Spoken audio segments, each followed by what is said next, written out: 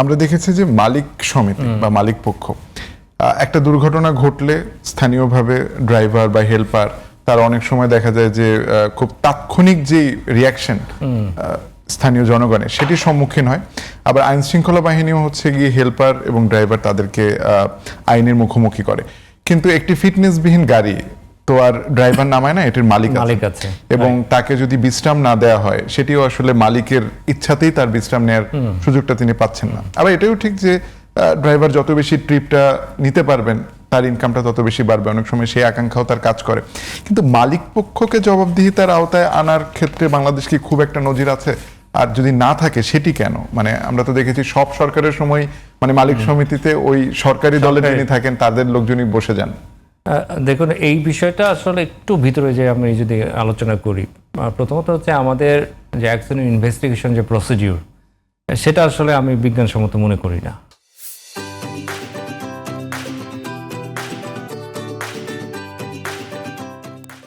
আপনি এই ধরনের ইনভেস্টিগেশন কমিটি সবসময় আমরা বলি এটা স্বাধীন নিরপেক্ষ হতে হবে এবং যাদের আসলে রিভার্স ইঞ্জিনিয়ারিং করার মতন যাদের জ্ঞান ধ্যান আছে, এবং অধিকাংশ ক্ষেত্রে যারা আসলে অডিট করে বা ইনভেস্টিগেশন করে তারা কিন্তু সার্টিফাইড হয়, অভিজ্ঞ, দক্ষ এবং তাদের প্রকৌশলী অনেক জ্ঞান ধ্যান থাকে। যেটা আমি বলছি, আমাদের এই ফর্মুলেশনটা দেখবেন অ্যাক্সিডেন্ট হলে তৈরি করে একটা কমিটি তৈরি করবে। কমিটিতে থাকে কারা?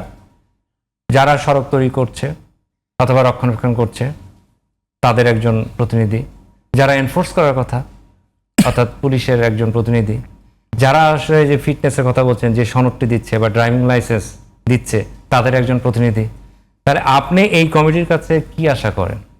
তারা কি তাদের দোষ স্বীকার করবে যে আমার ফিটনেসের প্রক্রিয়াতে গলদ আছে, এই কারণে গাড়িটা হয়তো বা যান্ত্রিক ত্রুটির কারণে দুর্ঘটনা হয়েছে? সেটা তো সে বলবে না। সে বলবে কি সবচেয়ে সহজ উপায় পথচারীর দোষ দিতে পারেন অথবা চালক ঘাতক বলে চালকের উপর এটা চাপিয়ে দিতে পারেন, সবচেয়ে সহজ উপায়। সেখানে মালিকও ধরাছোড়ার বাইরে। এবং যেহেতু আসলে এটা আসলে ওপেন সিক্রেট যে আমাদের যেটা গণপরিবহন ব্যবস্থাপনা পৃথিবীর কোথাও আসলে এই গণপরিবহন পুরোপুরি এইভাবে প্রাইভেটাইজেশন হয় না।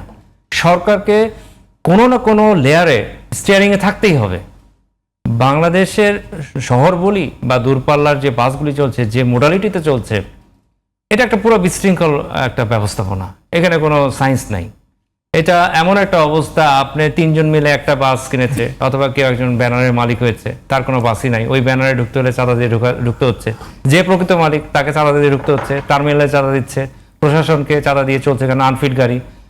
এটা একটা মানে মহোৎসব, এখানে আমি বলবো যে অনিয়মের একটা মহোৎসব। তো এইখান থেকে আসলে আপনি যে শৃঙ্খলা আমরা বলি, ডিসিপ্লিন বলি, এই যে আপনি নিশ্চয়ই জানেন বাস রুট ফ্র্যাঞ্চাইজি, আমি এই প্রসঙ্গে এটা আমরা কতদিন ধরে এই কথাটা বলছি যে কোন অজ্ঞাত কারণে আসলে কোন সরকারের আমলেই বাস রুট রেশনালাইজেশন শেষ পর্যন্ত আলোর মুখ দেখলো না।